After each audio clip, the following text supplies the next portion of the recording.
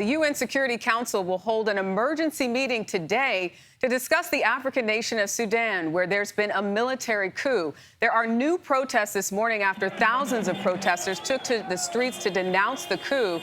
At least 7 people were killed, according to a health ministry official. Roxana Saberi is monitoring the developments from London. Protesters are marching in the streets of Khartoum, chanting freedom and burning barricades. Acts of defiance that activists say led to this. This man says the country's armed forces fired stun grenades, then live ammunition at demonstrators like him. They're demanding a return to civilian rule after Sudan's military mounted a coup yesterday and detained the prime minister.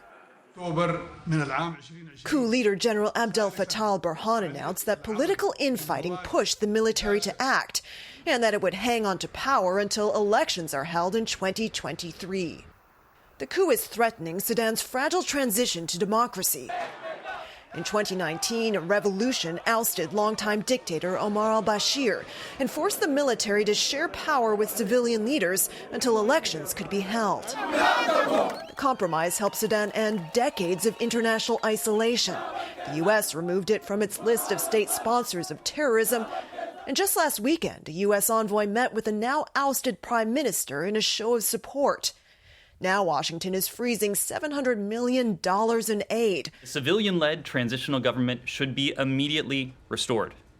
It represents the will of the Sudanese people, as evidenced by the significant, peaceful demonstrations. Sudan had already seen several coup attempts in the past 2.5 years, including one just last month.